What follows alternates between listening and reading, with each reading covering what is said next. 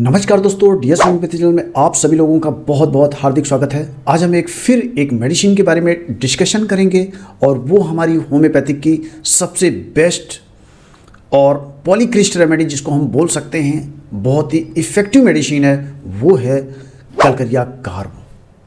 तो पहले तो हम ये जानेंगे कि कलकरिया कार्ब मेडिसिन किस किंगडम से ली गई है। तो दोस्तों इसका किंगडम है मिनरल किंगडम से ली गई है, जैसे हमारी प्लांट किंगडम, ठीक है ना, एनिमल किंगडम, ठीक है ना, वेजिटेबल किंगडम, जिनसे मेडिसिन का जो सोर्स है, जहाँ से मेडिसिन को प्रिपेयर किया गया है, दैट मीन्स उसको हम बोलते हैं किंगडम। ठीक है दोस्तों, ये एक एंटीसोरिक बहुत ही ग्रेट रेमेडी है और इसके रिजल्ट बहुत अच्छे आते हैं। हम मैक्सिमम जो मैंने कंसंट्रेट किया है वो फिजिकल और मेंटल के ऊपर में मैंने कंसंट्रेट किया है। इसके अलावा भी बहुत सारे जो की नोट सिम्टम्स हैं वो बताएंगे। वीडियो पूरा देखेंगे तो आपको बहुत ही अच्छे से समझ में आएगा, क्योंकि हम थोड़ा इसको डोजेस के बारे में, इसका एमेलियोरेशन क्या है, इसका वेल फॉलोड मेडिसिन क्या है, इसका एंटीडोट मेडिसिन क्या है, इसके बारे में भी हम डिस्कशन करेंगे। और दोस्तों ये मैं ऐसे आपको की नोट सिम्टम्स बताऊंगा कि आप आसानी से इस मेडिसिन को प्रिस्क्राइब कर सकते हैं। तो दोस्तों चलते हैं आगे। तो सबसे पहले, it is a great polycrest remedy and rank with sulphur and lycopodium. तो दोस्तों जिस तरीके से हमारी सल्फर एंड लाइकोपोडियम एक पॉलीक्रिस्ट रेमेडी है, जिसको हम दूसरी भाषा में ये बोल सकते हैं ये डीप एक्टिंग मेडिसिन है। ठीक है दोस्तों, और जो मैंने स्टार्टिंग में बताया था ये एक एंटीसोरिक रेमेडी भी है। ठीक है, तो इसमें दोस्तों एक इसमें फार्मूला आप लोगों को याद रखना है। कभी भी जब आप फेल्योर हो, कोई मेडिसिन काम ना कर रही हो, तो ये एक ट्रायो को आप फॉलो करिएगा। 1 बाय 1 देंगे तो इसके बाद में देखेंगे आपकी मेडिसिन बहुत ही अच्छी काम करने लगेगी, जो भी आप सपोर्टिंग में मेडिसिन दे रहे हैं। तो HCl का मीन्स हुआ S for sulphur, C for calcarea carb और L फॉर लाइकोपोडियम। तो दोस्तों एक चीज़ और इसमें ध्यान रखिएगा कि जो मैंने बताया HCl, इसका मतलब है कि सल्फर के बाद में कलकरिया कार्ब आया है। तो दोस्तों कलकरिया कार्ब के बाद में सल्फर कभी मत दीजिएगा, हमेशा सल्फर के बाद में ही कलकरिया कार्ब दीजिएगा, क्योंकि जब हम सल्फर देते हैं तो उस पेशेंट में सिम्टम्स आपके कलकरिया कार्ब के आएंगे। ठीक है, तो जब सल्फर के बाद में कलकरिया कार्ब के जब सिम्टम्स आते हैं तो उसको हटाने के लिए फिर हम वहाँ पर कलकरिया कार्ब मेडिसिन देते हैं, तो उसके अंदर में लाइकोपोडियम के सिम्टम्स आ जाते हैं। फिर जब लाइकोपोडियम हम मेडिसिन देते हैं तो आप देखेंगे कि धीरे धीरे करके वो प्रॉब्लम्स पेशेंट की खत्म हो जाती है। नेक्स्ट हम आगे अगर बढ़ते हैं, अगर हम इसके एक फिजिकल लेवल की बात करते हैं, ये पेशेंट का अपीयरेंस कैसा होता है, देखने में कैसा लगता है, ये आपको समझने की जरूरत है। तो it is suited to fair, fatty, flabby, ये पेशेंट का फिजिकल अपीयरेंस होता है, यानी कि वो बहुत ही गोरा चिट्टा होगा, बहुत ही वो फैटी होगा, हेल्दी होगा, और फ्लैबी मीन्स जिसको हम लोग बोलते हैं थुलथुला होगा। ठीक है ना, यानी कि बहुत ही मोटा होगा, बॉडी उसकी हिल रही होगी, ठीक है ना, पेट एकदम जिसको बोलते हैं बेली फैटी, ये सब उसके अंदर में आपको देखने को मिलेगा। तो ये हमेशा याद रखिएगा कि जो उसका फिजिकल अपीयरेंस होगा वो फेयर, फैटी, फ्लैबी, ये याद रखिएगा। ठीक है, नेक्स्ट हम अगर आगे बढ़ते हैं तो ये कलकरिया कार्ब का पेशेंट बहुत जल्दी इसके अंदर में थकान हो जाती है, थोड़ा सा चलेगा उतने में ही उसको पसीना, स्वेटिंग होने लगती है और वो बहुत ही जल्दी उसके अंदर में थकान हो जाती है।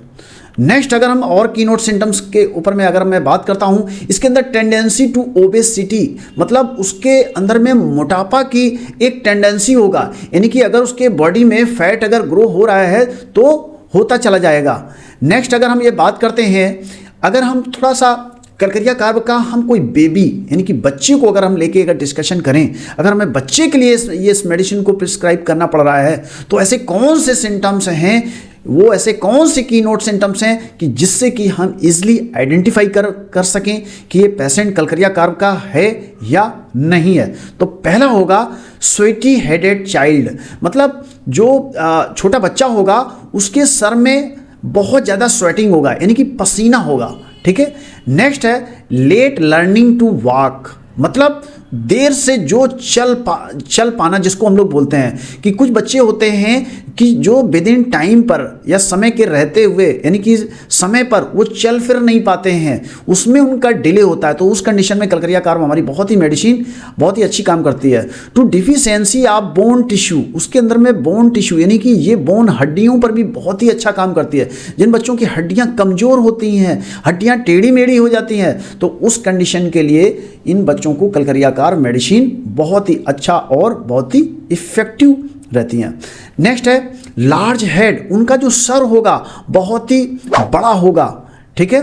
नेक्स्ट अगर हम और बात करते हैं कि डिलेड क्लोजिंग ऑफ द फेंटिनिलस, इसका मतलब ये होता है कि जो एक गैप होगा जो हमारी क्रेनियन बोन है, ठीक है ना, हेड में, उसके बीच में कुछ गैप होगा। ये पहचान, ये जो भी मैं आपको बोल रहा हूँ की नोट सिम्टम्स, इससे आप इजिली आइडेंटिफाई कर सकते हैं कि पेशेंट इज कलकरिया कार्ब और नॉट, उसका है कि नहीं है। नेक्स्ट है टू मच फैट, उसको ये जो है ना फैटी पर्सन होगा, है ना, मतलब जिसको बोलते हैं कि जिसके अंदर मोटापा का ग्रो हो रहा होता है। लार्ज बेली, मतलब उसके जो कमर में यानी जो पेट का जो आगे का जो हिस्सा है कमर के ऊपर, वहाँ पर फैट ज़्यादा डिपॉजिट होगा, ठीक है दोस्तों। और आगे अगर बढ़ते हैं, इररेगुलर बोन डेवलपमेंट, यानी कि कभी कभी क्या होता है कि कोई बोन में एक इररेगुलर कभी कोई बोन बड़ी हो जाती है, छोटी हो जाती है, तो उस कंडीशन के लिए भी हम इसको बोलते हैं इररेगुलर बोन डेवलपमेंट। उस कंडीशन में ये कलकरिया कार्ब हमारी मेडिसिन बहुत ही इफेक्टिव और बहुत ही अच्छा काम करती है। डिलेड डेंटिशन, वो बच्चे जिनके दांत बहुत देर से निकलते हैं, इवन हमारी कलकरिया फॉस जो बायोकेमिक है वो बहुत अच्छा काम करती है, कलकरिया फॉस 6X, और इससे कम्बिनेशन भी बनाया गया है बायो कम्बिनेशन 21। देखेंगे कि ये जिनके डिले डेंटिशन होता है, दांत जिनके देर से निकलते हैं, तो उनके लिए भी ये मेडिसिन बहुत इफेक्टिव है। नेक्स्ट है sweaty head which soak the pillow, उनकी सर से इतना ज़्यादा पसीना आता है, इतना ज़्यादा पसीना आता है कि उनका तकिया जो पिलो होता है वो भी भीग जाता है। खास तौर से उनको जो स्वेटिंग जो होगा वो गर्दन के ऊपर वाले हिस्से में, ठीक है, above part of the body यानी नेक के ऊपर में, वहाँ पर यानी कि हेड में उनकी स्वेटिंग बहुत ज़्यादा होता है। अब हम कुछ और लेते हैं, कुछ कीनोट सिम्टम्स। तो कीनोट सिम्टम्स में एक देखिए, सबसे पहले कंजेशन, उनके अंदर में कंजेशन बहुत ज़्यादा फील होगा, ठीक है, थोड़ा सफोकेशन टाइप का भी उनको महसूस होगा। चिली पेशेंट, ये कलकरिया कार्ब का एक बहुत ही अच्छा आइडेंटिफिकेशन है, that is a chilly patient, इसको हम लोग बोलते हैं। यानी कि थोड़ा सा भी ठंडा लगने से वो ठंडा बियर नहीं कर पाता है, थोड़ा सा भी कोल्ड ड्रिंक पीने से उसको टॉन्सिल का प्रॉब्लम हो जाएगा, है ना, उसको कफ कोल्ड स्नीजिंग का प्रॉब्लम हो जाएगा, इजिली कैच कोल्ड की उसके अंदर में प्रॉब्लम हो जाएगा, जिसको हम लोग बोलते हैं patient is very susceptible to cold, मतलब कि ठंडे के प्रति वो बहुत ज़्यादा संवेदनशील होता है, थोड़ा सा भी ठंडा लगने से वो पेशेंट को प्रॉब्लम होने लगती है। नेक्स्ट कोल्ड इन स्पॉट और सिंगल पार्ट, मतलब कि उसका जो है ना एक सिंगल पार्ट में भी कोल्ड बहुत ज़्यादा उसको फील होता है। स्वीट प्रोफेसली वाइल द स्लीपिंग, और ऐसा पेशेंट जो सोने के टाइम पर उसको ज़्यादा पसीना निकलता है। सावर स्वेलिंग स्वीट, अच्छा उसमें जो सावर यानी कि खट्टी जो स्मेलिंग जो आएगी वो खास तौर से जो उसका जो पसीना निकलेगा और उसका जो अगर हम टेस्ट की बात करते हैं तो सावर खट्टापन उसमें महसूस होगा। नेक्स्ट है ग्लैंडुलर इनलार्जमेंट, जो भी ग्लैंडुलर इनलार्जमेंट का मतलब हुआ कि कभी कभी किसी, क्योंकि ये एंटीसोरिक मेडिसिन है, तो लोगों के बॉडी में कुछ ग्लैंडुलर यानी कि मांस की कुछ उसमें गांठें जैसी बनने लगती हैं, ओवर ग्रोथ कोई बॉडी में हो जाती है, वो कहीं से भी हो सकती है, जैसे जस्ट लाइक जैसे पॉलिप्स टाइप का हम लोग उसको बोल सकते हैं, जैसे एनस में पाइल्स फिशर फिस्टुला के टाइम पर होती है, या नेजल पॉलिप्स में भी होती है, ठीक है ना, यानी कि वो पर्टिकुलर ऐसा वहाँ से जो भी मसल्स है उसमें एक ओवर ग्रोथ टाइप की दिखने लगती है, ठीक है। नेक्स्ट अगर हम बात करते हैं डिजायर फॉर एग, ये अंडे इसको बहुत ही अच्छे लगते हैं। तो जब भी कभी हम पेशेंट में केस टेकिंग के टाइम में बात करते हैं कि आपको चिकन, मटन, मछली, फिश या अंडा क्या ज़्यादा अच्छा लगता है, यानी कि जो डीम है यानी एग है उसको उसके अंदर में बहुत ज़्यादा डिजायर रहती है। और इसके पहले मैं आपको बता ही चुका हूँ ये वेरी चिली पेशेंट है, ठीक है दोस्तों। तो ये आई थिंक आपको जो मैंने समझाने की कोशिश की तो इसमें काफ़ी कुछ चीज़ें आपको समझ में आई होंगी। फिर भी कुछ और भी जो गाइडेंस सिम्टम्स हैं हम और भी आगे बढ़ते हैं। The patient has great sensitiveness to take cold, यानी कि थोड़ा सा भी अगर वो ठंडा लेता है वो बहुत ही ज़्यादा संवेदनशील होता है कि थोड़ा सा भी ठंडा लेने से उसके थ्रोट में इन्फेक्शन हो जाता है, टॉन्सिलाइटिस की प्रॉब्लम हो जाती है, ठीक है ना, इजी कैच कोल्ड की एक टेंडेंसी हो जाती है, बहुत जल्दी जल्दी सर्दी खांसी जुकाम हो जाता है। ठीक है दोस्तों, नेक्स्ट अगर मैं बात करता हूँ, हाँ एक चीज़ मैंने नहीं आपको बताई, ये ऑटिज्म के केस में जिनका delay dentition, delay physical growth, delay mental growth, वहाँ पर ये मेडिसिन बहुत ही अच्छा काम करती है। Next the patient is the constitutionally fat, over fat are the strongly decline to obesity. आप देखेंगे कि इसमें अगर कॉन्स्टिट्यूशनली की अगर मैं बात करता हूँ, कॉन्स्टिट्यूएंट जो इसका यहाँ पर है, इसका मतलब क्या है कि ग्रो द फैट, फैट उसका बढ़ रहा होगा, यानी मोटापा उसका ज़्यादा ये बढ़ रहा होगा। ओवर फैट, कभी कभी बहुत ज़्यादा फैट भी हो जाता है, ठीक है, तो उस कंडीशन में ये मेडिसिन हमारी एक इसकी कॉन्स्टिट्यूंट बहुत ही अच्छी ये मेडिसिन काम करती है। नेक्स्ट है स्वीट, जो इसका पसीना, जो मैंने इसके पहले भी मैंने बताया कि पसीना जो सबसे ज़्यादा होगा वो कहाँ पर होगा, सर पर होगा, और इतना ज़्यादा होगा जिसको हम बोलते हैं कि पिलो तक वहाँ भीग जाता है, यानी कि जो तकिया है उसमें पसीना पसीना पसीना चारों तरफ उसमें फैल जाता है। नेक्स्ट अगर मैं बात करता हूँ, ऑल डिस्चार्जेस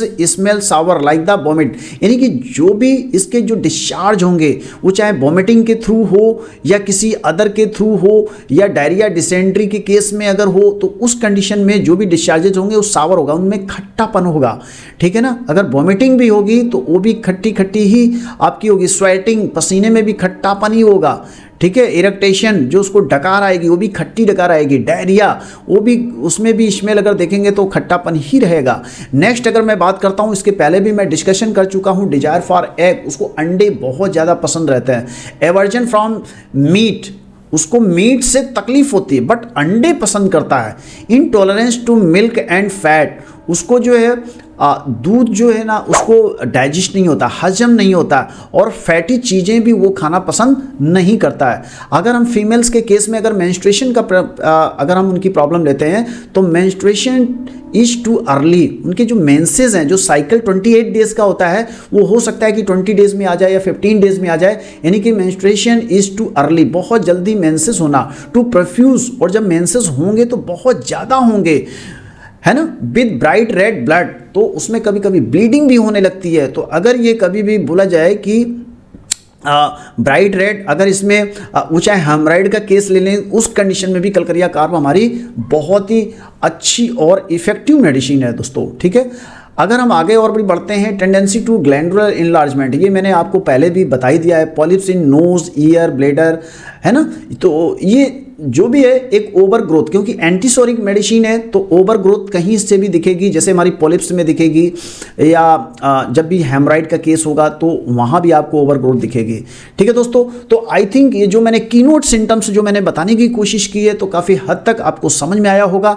आप इजी वे में आप कलकरिया कार्ब मेडिसिन से जो रिलेटेड हमारा पेशेंट होगा आप इजली आइडेंटिफाई कर लेंगे और medicine you can prescribe easily, ठीक है। अगर मैं इसमें कुछ जनरल मॉडलिटीज़ की अगर मैं बात करता हूं तो एग्रावेशन, कोल्ड एयर, ठंडी हवा से उसको प्रॉब्लम होती है। वेट वेदर, ठीक है ना, वेट वेदर का मतलब हो गया जिसमें गीलापन, जो मॉइस्चर वाली जगह होती हैं वहाँ पर उनको प्रॉब्लम होगा। कोल्ड वाटर, ठंडे पानी से दिक्कत होती है, ठीक है। From washing in morning, even जो मॉर्निंग में हम ठंडा पानी इस्तेमाल करते हैं या साफ़ सफाई करते हैं उससे भी ज़्यादा प्रॉब्लम होती है।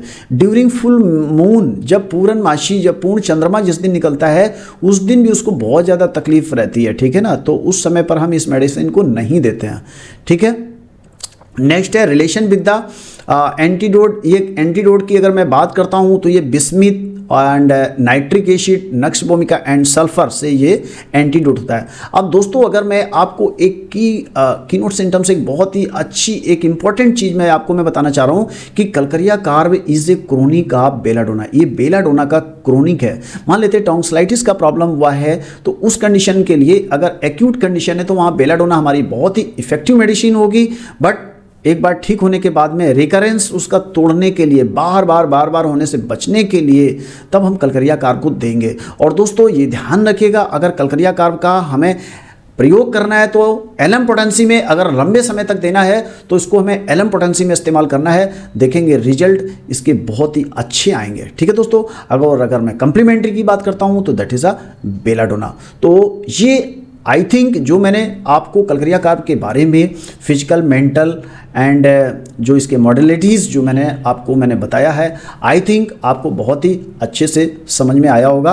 तो ठीक है दोस्तों, इस वीडियो को वीडियो बड़ा हो रहा है तो हम इस वीडियो को यहीं पर फिनिश करेंगे, और अगर लगेगा मुझे कि इसका कुछ सेकंड पार्ट मैं कवर करने की कोशिश करूंगा। ठीक है, तो जो हमारे चैनल को पहली बार देख रहे हैं तो प्लीज़ हमारे चैनल को सब्सक्राइब करिएगा, शेयर करिएगा, लाइक करिएगा, इसी तरीके से अपना प्यार बनाए रखिएगा। तो इस वीडियो को मैं यहीं पर फिनिश करता हूं। Thank you so much. जय हिंद, जय भारत।